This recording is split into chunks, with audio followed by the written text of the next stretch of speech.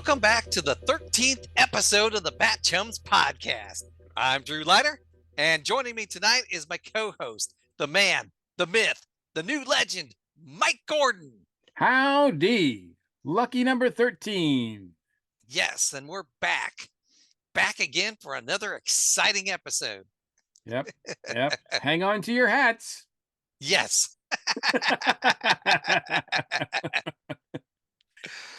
So this is season 1, episode 13, the 13th hat. Yep. 13th episode 13th aired, hat. Yes. Episode aired Wednesday, February 23rd, 1966, directed by Norman Foster and written by Charles Hoffman. And this one is based on a comic story as well. I was wondering if it was. Yes, yeah, it's based on a comic story as well.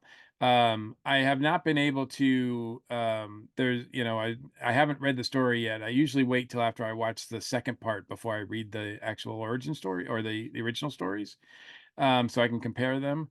But I have two sources that are different, which say where the story came from. So it might be a mashup of two different stories. I don't know. I'll do that research and get back to you. But we'll talk more about that in either the second episode or. But we can mention that the Mad Hatter as a character was created by Bill Finger.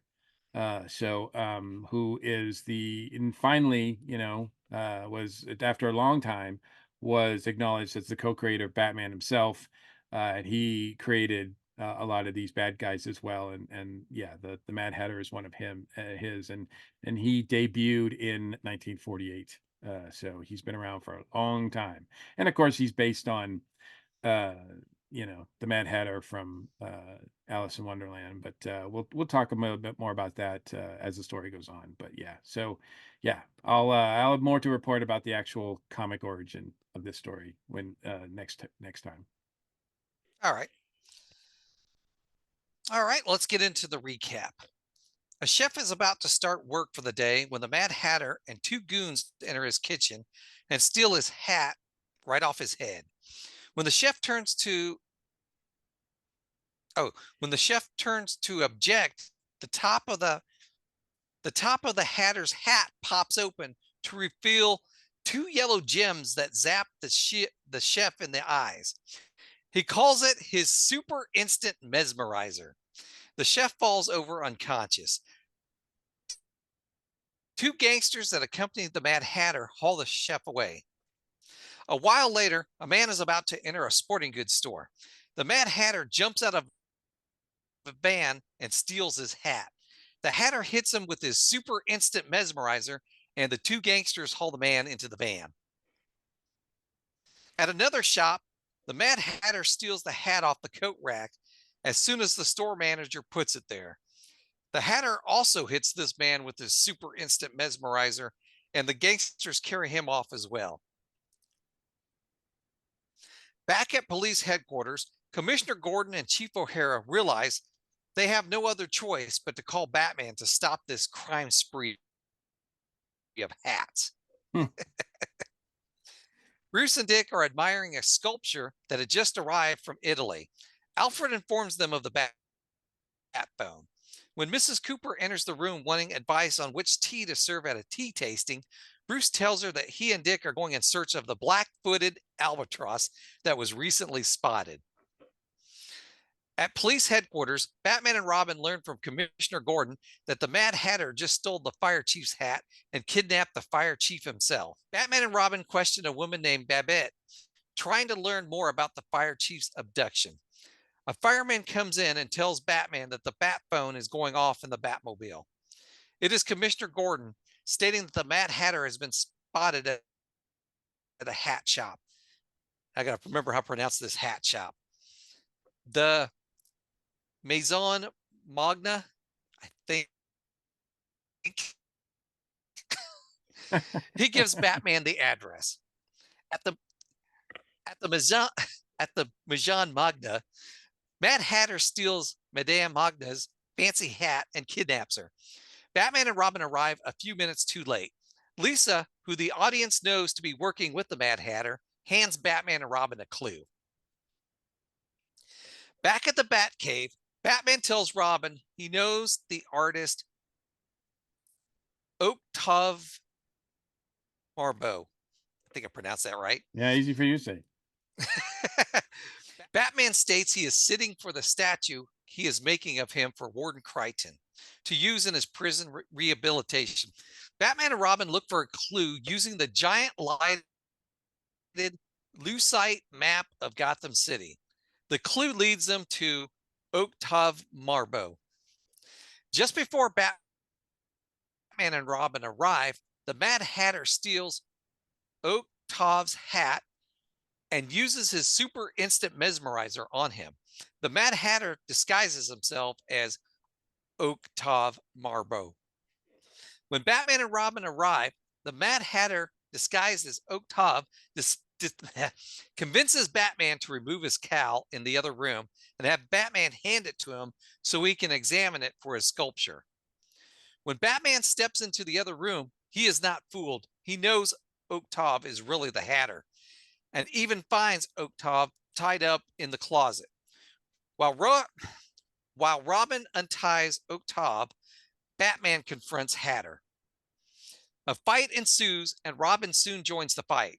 Mad Hatter pulls out his hat and tries to use his super instant mesmerizer on Batman. Hmm. Batman uses his anti-mesmerizing bat reflector to reflect the beam back at the Mad Hatter. The Mad Hatter ducks, and the beam hits Robin. Holy ricochet! Batman rushes over to help his old chum, and the Mad Hatter throws a barrel at Batman's back. Batman falls into the wall, and the Mad Hatter pulls a lever that releases super fast hardening plaster over Batman. How does Batman get out of this plaster trap? Has the Mad Hatter outwitted the dynamic duo for his own evil ends? The web of terror is just starting to tighten, like wet plaster is just starting to harden. Be prepared. Tomorrow, same bat time, same bat channel. This one's pretty good. I find it funny that it subverts your expectations because we see a sequence where the Mad Hatter kind of goes and tells us this whole thing about this trap that he's led for Batman and that he's going to put him through all this stuff. And we think that's going to be at the end where, the end cliffhanger, but instead it's something completely different. it's just it's just plaster being poured on him, which in and of itself is pretty I mean, yeah, that looks pretty bad. I mean, you can't breathe in that stuff. Yes. Now, what surprised me in this, because I thought when I was watching I saw the Mad Hatter. I'm like, okay, I think I remember this episode, and we started watching it. I'm like, wait a minute, I thought Batman's cowl became these different colors, or he got spray painted or something. And I'm like, okay, so this must not be the same episode I thought I remembered. So No, well, there must be another Mad Hatter episode where he tries to get Batman's cowl, and I thought I remembered it changing colors or becoming purple or pink or something. So I that must think be a different episode. I think that there is a foreshadowing of that though, because once Batman leaves the hat shop, the old woman there who likes to see likes his cowl, admires his cowl, says, I wonder if it comes in different colors. And so now we're left to wonder, does it? And then what would that look like? And maybe we'll find out later on this during the course of this show. And I'm pretty sure we were. Mad Hatter is a interesting choice to have in this as a bad guy. He is in the comics. As I said, I'm still working on the research. So in part 2, we'll talk a little bit more about where he came from in the comics. But in more recent appearances, I know they really triple down on the sort of influence of Alice in Wonderland. So that's really, really heavily incorporated with his character in the comics, at least for the last, I don't know, few decades. But here it's not. Here he's just obsessed with hats. He's got a top hat that, gives him powers. He's played, I think, pretty well by David Wayne, who is a remarkable actor. Before he did this, I mean, he started acting in movies in the 40s.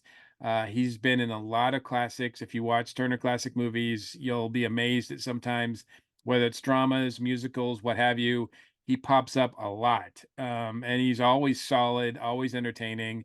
I think he has a lot of fun with this role as well. Um, are you familiar with David Wayne at all as an actor before this? I have not. Now, I know you're familiar with the Hatter. How do Yes. you feel about him as a bad guy overall? As a bad guy overall, he's okay. In the comics, I know in his comics or in the comics, I remember him. He has this little card he keeps in his hat. I believe Yeah. he uses for hypnotizing people or something, or having him under his control. Now, his instant memorizer in the episode here didn't seem to do anything but kind of knock people out. So it didn't. He wasn't like hypnotizing them or anything like No, that. no, So no. so not quite like the comics, but And it gives apparently it's not instantaneous because Robin had enough time to say like holy reflection and then pass out. oh, actually said holy ricochet Holy because ricochet. the That's beam right. bounced off Batman's mirror. Yeah, exactly. Yeah, and he zapped his old chum. So yeah, that was Yes.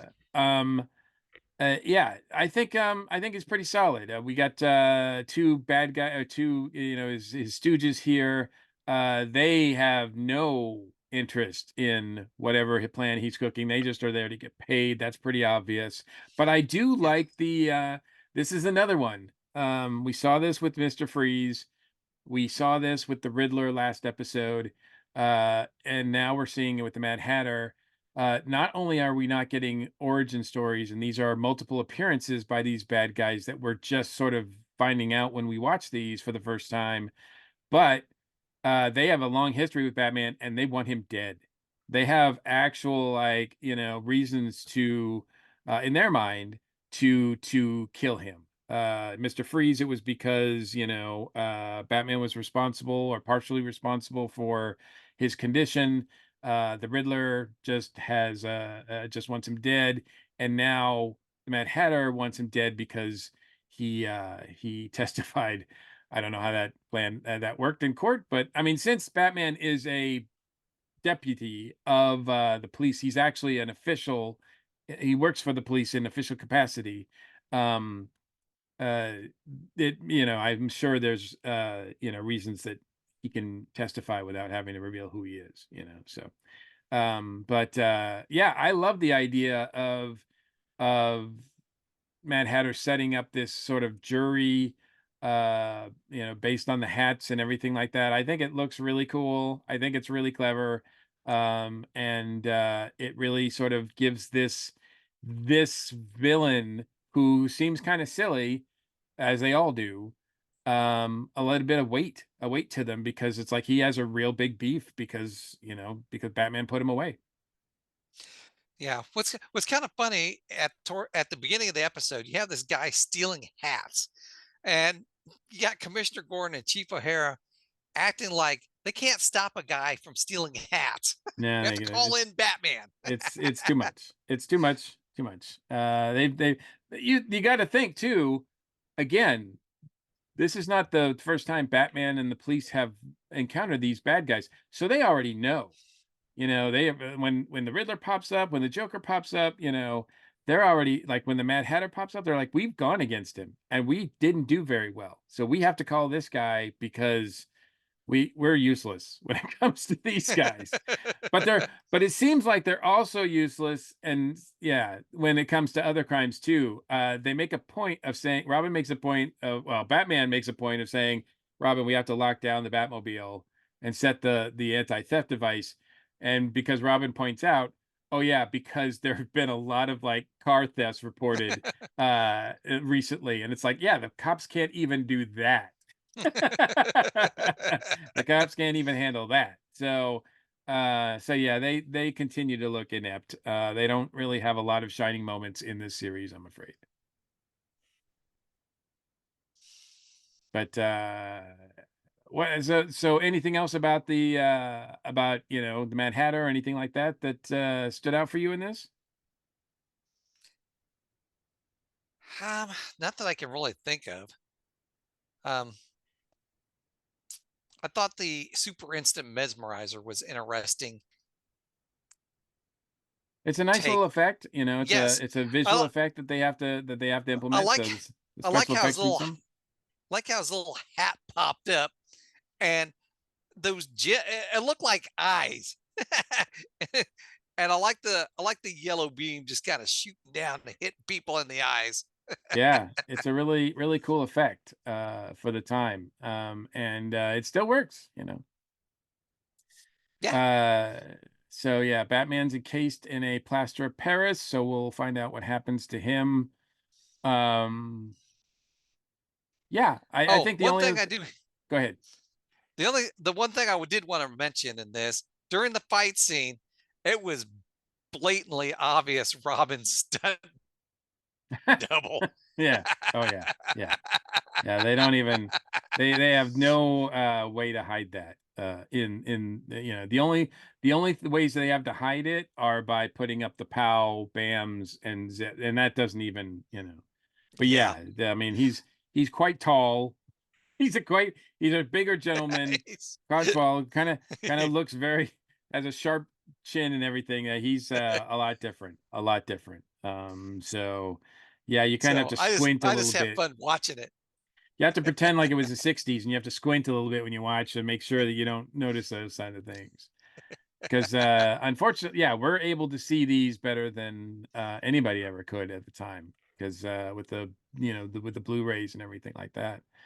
I haven't heard anything about them converting this to 4K. I would be really interested to see if that's on the plan because I certainly think visually these could be great. But I have no complaints over the Blu-rays. I mean, I think they look great. Um, the only other thing I noticed too is we mentioned the last time we talked about how they continually tell us how attractive Batman is by having all these women sort of flirting with him and whatnot. And man, that woman Babette really is got the hots for him.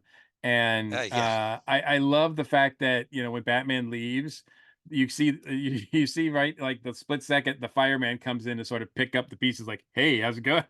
I just like I'm like, okay, well, maybe he'll get, he'll be second choice or whatever. So, maybe he'll good luck with that. But yeah, I think this is fun. I think Mad Hatter is pretty cool. It's a lot different than if you're used to recent comics. Whenever I think of the Mad Hatter, I think of Tim Sale's version of him, which he looks like a demented little elf, straight out of like the dark side of Alice in Wonderland. And I just, from the Long Halloween and all that, like I just think of that depiction of him. I know he's been portrayed many times in the animated series as well as in Gotham and shows like that. So he shows up quite a bit. But yeah, this is the first time that he shows up in live action, and I think David Wayne does a pretty good job. He doesn't seem to go like too over the top, but well, I should say he doesn't do that. He doesn't seem to go too over the top until he impersonates the sculptor. Yes. Then it's just like, oh yeah, yeah, yeah. So, Now, one thing um, I wanted to bring up before I forget is like we've seen with some of the other villains recently, Mad Hatter has a girlfriend, Lisa, in this. yep. She actually works for that hat shop I think and that's she just plays a role in giving. yeah, I think that's just a front in getting, because that's just part of the plan. I don't think she works there just for whatever. But go ahead. Oh, I didn't know if maybe the Mad Hatter met her there because it is a hat shop. I don't know. That you know what? That's I mean, who knows? There could be ties there. We don't really get the exploration there. So you're right. You could be right. So, but it's interesting. Like you had pointed out before, we're starting to see these villains have girlfriends They always in do. this, and she played a role here by giving Batman the clue. So Yeah. Yeah. Yeah. Usually they pop up and they do something.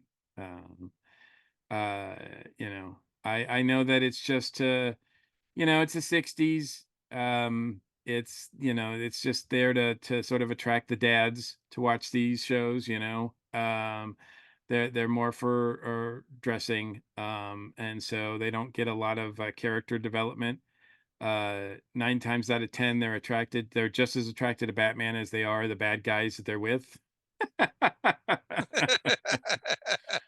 But yeah, I think this is all leading up to it's funny because we have all these moments where, Batman's, increasingly meeting all these women, whether they're bad guys or part of the bad guys group or not, that are attracted to him. But we still haven't met Catwoman, and for anybody who's familiar with the series, even generally, we know that's going to be really hot. Like that's going to be really like, there's a lot of chemistry there. So it's almost like I don't know if they're intentionally building up to that, but it seems like, that when by that as flirtatious as a lot of these meetings are, like we haven't seen anything yet. We haven't seen anything yet, but Adam and Bert continue to do a great job, and I don't know who really got poured plaster of Paris or whatever on top of them, stuntman or Adam or whatever, but man, that no, thank you. I wouldn't want that. nope. All right. Well, that wraps up another episode. Do you have a shout out, Mike? I just want to give a shout out to another podcast that I do. If you're interested in another long running series that's almost as old as Batman's 60s show, Doctor Who, you can find me every other week on Earth Station Who. It's a podcast that we have a lot of fun reviewing all kinds of episodes of Doctor Who, whether it's old classic episodes or the new ones that are coming up as they're released. We got a great crew on there: Mike Faber, Mary Ogle, and a lot of times we have a lot of guests join us as well. It's a great time. The Mary and Mike just went to Pensacon and had a great outing there. Met a lot of fans. I wish I could have gone to that because that sounded like a lot of fun, but I had to cancel at last minute. So, but they represented the podcast very well. They'll be releasing a episode, I guess, of their panel pretty soon. So be on the lookout for that. But if you're interested in Doctor Who and want to hear us talk about that, feel free to check out Earth Station Who. And that's right. That's also available on the ESO network. All right. And for my shout out, I think Cletus is rubbing off on me because Uh-oh. I'm going to shout out about the first appearance of the Mad Hatter, which is Batman number 49 in October of 1948. And in his first appearance as the Mad Hatter, we see Jervis Tetsch attempt to steal a trophy from the Gotham Yacht Club. And it begins a crime spree that ends when he is foiled by Batman when he's trying to rob spectators at a high society horse show. So Cletus is lately on our show. He's been shouting out first appearances of different villains and characters and stuff. So Ah. I guess that's kind of rubbing off on me because I'm doing it here now. Well, it's like I said, it's never a bad idea to figure out where these or find out where these folks came from, and learn their first stories. And like I said, I will talk a little bit more about the Mad Hatter in the comics, particularly this story and what it's based on next episode. But I can tell you that this story is not an adaptation of this very first appearance. That was, like I said, like you said, in 1948, Batman number 49, written by Bill Finger. So he was the creator of the Mad Hatter, and yeah, it was a lot of a very different story than this one. So we'll try to figure out where this one came from by the time we record next week.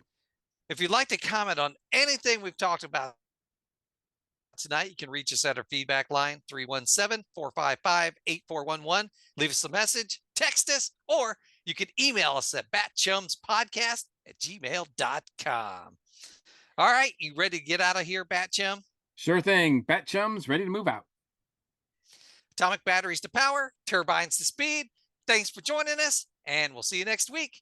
Same bat time, same bat channel. Don't worry, the worst is yet to come.